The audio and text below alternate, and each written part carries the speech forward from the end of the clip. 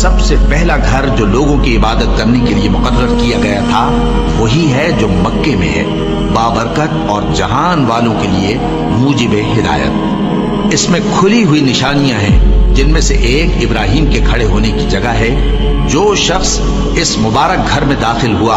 اس نے امن پا لیا، اور لوگوں پر اللہ کا حق یعنی فرض ہے کہ جو اس گھر تک جانے کا مقدور رکھے وہ اس کا حج کرے، اور جو اس حکم کی تعمیل نہ کرے گا تو اللہ بھی اہل عالم سے بے نیاز ہے۔ اور جب ہم نے خانہ کعبہ کو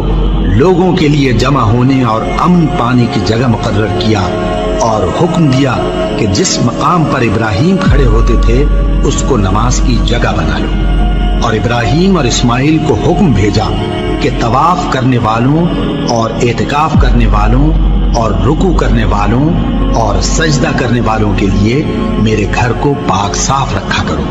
بے شک کوہ صفا اور مروہ اللہ کی نشانیوں میں سے ہیں، تو جو شخص خانہ کعبہ کا حج یا عمرہ کرے اس پر کچھ گناہ نہیں کہ دونوں کے درمیان چکر لگائے، بلکہ یہ ایک نیک کام ہے، اور جو کوئی نیک کام کرے تو اللہ قدردان ہے، دانا ہے۔ اور اللہ کی خوشنودی کے لیے حج اور عمرے کو پورا کرو، اور اگر راستے میں روک لیے جاؤ تو جیسی قربانی میسر ہو کر دو، اور جب تک قربانی اپنے مقام پر نہ پہنچ جائے سر نہ منڈاؤ۔ اور اگر کوئی تم میں بیمار ہو یا اس کے سر میں کسی طرح کی تکلیف ہو تو اگر وہ سر منڈا لے تو اس کے بدلے روزے رکھے یا صدقہ دے یا قربانی کرے۔ پھر جب تکلیف دور ہو کر تم مطمئن ہو جاؤ تو جو تم میں حج کے وقت تک عمرے سے فائدہ اٹھانا چاہے وہ جیسی قربانی میسر ہو کرے، اور جس کو قربانی نہ ملے وہ 3 روزے ایام حج میں رکھے اور 7 جب واپس ہو۔ یہ پورے 10 ہوئے۔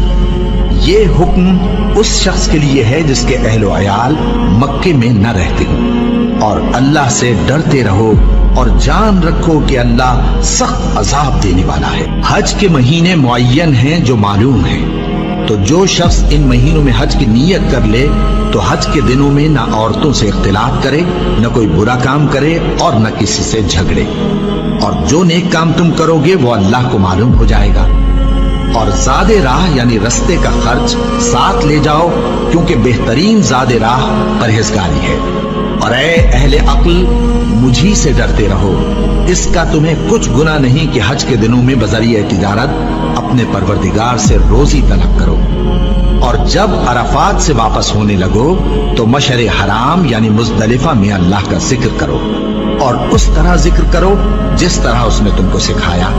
اور اس سے پیشتر تم لوگ ان طریقوں سے محض ناواقف تھے۔ پھر جہاں سے اور لوگ واپس ہوں وہیں سے تم بھی واپس ہو، اور اللہ سے بخشش مانگو، بے شک اللہ بخشنے والا ہے، رحمت کرنے والا ہے۔ پھر جب حج کے تمام ارکان پورے کر چکو تو مینا میں اللہ کو یاد کرو جس طرح اپنے باپ دادا کو یاد کیا کرتے تھے، بلکہ اس سے بھی